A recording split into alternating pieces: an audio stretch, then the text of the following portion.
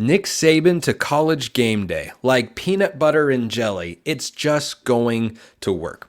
So the former Alabama coach shocked everybody when he retired in January, and Kalen DeBoer has replaced him in Tuscaloosa, and things are actually going decently well for him down there so far, but certainly he has a tough road ahead. And when I think about the prospect of waking up on Saturday mornings in the fall, putting on College GameDay, as I have every Saturday I've been available to since I was 6 years old, Nick Saban being there just feels right, because it is right, and this is a great move for ESPN. And a big move for ESPN, because do you think that Big Noon Kickoff, which has been rising in popularity and trying to challenge College GameDay, which has certainly had some missteps over the last couple of years, and I think Big Noon has done a pretty good job of capitalizing on that in many instances. Do you think Big Noon gave him a call? Do you think they did? Yeah, I imagine they did. Now, ESPN is the television partner most closely tied to the SEC in the new media rights world, and Fox is more with the Big Ten. You look around the Big Ten and you've got, Reggie Bush, you've got, Brady Quinn is on there, but you've also got Mark Ingram, who went to Alabama, so I imagine that Fox reached out and was wanting Nick Saban to be interested. But this is a great move for a couple of reasons. Number one, Nick Saban knows college football better than anybody else. He's the best to ever do it, and when you have guys around the sport like that, you want to keep them around the sport. They're big names. They know what they're talking about. They've got experience. They've got stories. The insight's going to be great. I hope they use him as one of their principal analysts. I don't know exactly in what capacity they are planning to employ him in 2024 and beyond, but I hope it's a pretty big one. I mean, the crew of Reese Davis, and they've got Pat McAfee in there now. I miss David Pollock, but I understand why people like Pat McAfee. He's not my cup of tea, but that's okay. Desmond Howard is great. Herb Street is the man. If Saban is out there as the old wily veteran, as the coach who's got the insight, and a guy who has coached in the OG era of college football, the modern era of college football, and the most recent era, as in the current one of college football with NIL and the portal, I am always curious to hear what he says. He's a great interview. I think he's authentic. I think he is honest. I think he is concise. He plays very well on a camera. And I think this is a really good move for ESPN.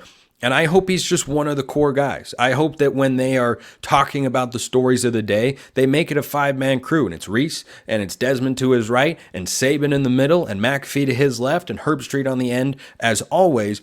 And that Lee Corso is able to have a reduced role that is really just limited to doing the headgear. And I hope that this is part of the thinking of first bringing in McAfee, who has taken a lot of Corso's airtime there, and now bringing in Nick Saban as well.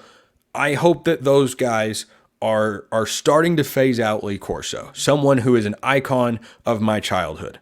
I am not standing here, well, I'm sitting actually recording the show. I'm not sitting here taking a shot at Lee Corso. Okay. I love Lee Corso. I want the headgear to continue it's not College GameDay. College football doesn't start until Lee Corso has done the headgear. But he's had some medical issues. He's getting up there in age.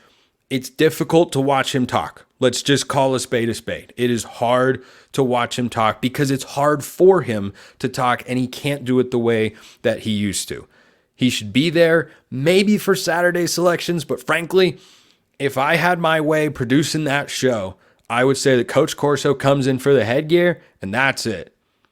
That's it. And I hope that this move to bring in Nick Saban, who is certainly capable of being more loquacious than the coach is at this point in time, I think that that'd be a really good move for this program. But I can't underscore the importance of Nick Saban choosing ESPN because, like I said, Fox 100% wanted to get him there. But you get the greatest coach in the history of the sport, and you get him to go onto your flagship program over a budding rival that has been growing in popularity. That's a big win for ESPN. I think ESPN's made some mistakes with their talent and moving them around over the last several years, but they've had some hits as well. For example, Joe Buck, Troy Aikman, Monday Night Football, cha-ching, home run, rock star, great tandem.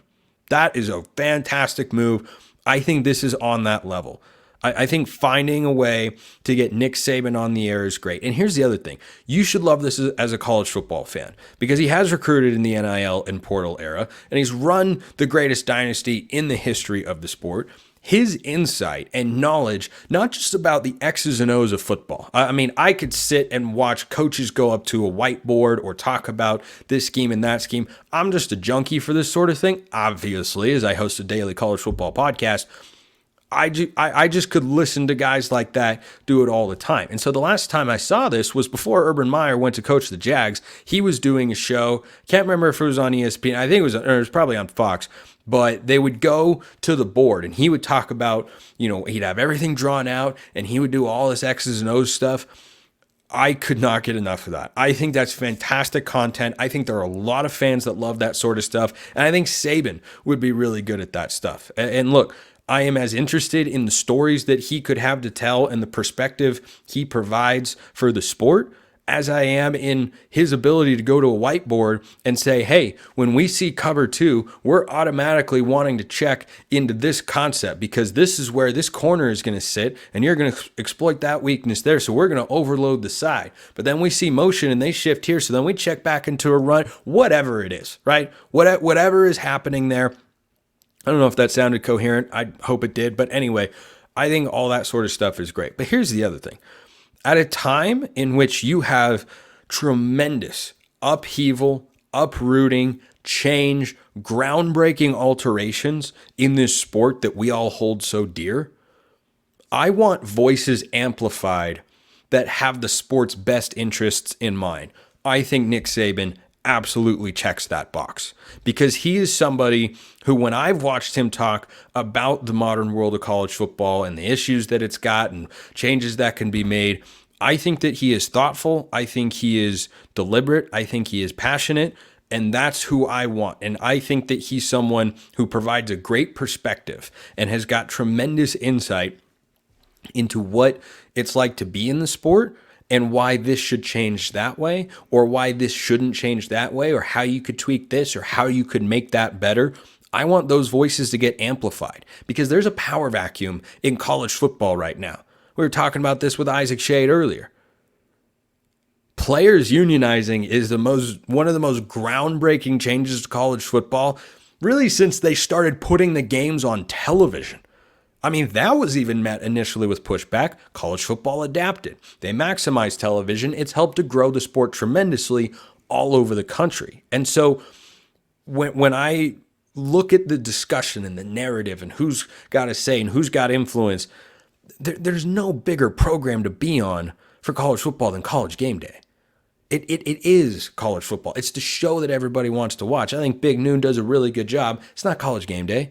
And having Saban there and allowing people to see what he thinks about the sport, big picture conversations are going to continue. And heck, the landscape he's going to comment on is going to be radically different in the fall because there will be rule changes that will take place between now and the start of the upcoming college football season. So I'm really excited about this. As you can tell, I am over the moon that Saban is there.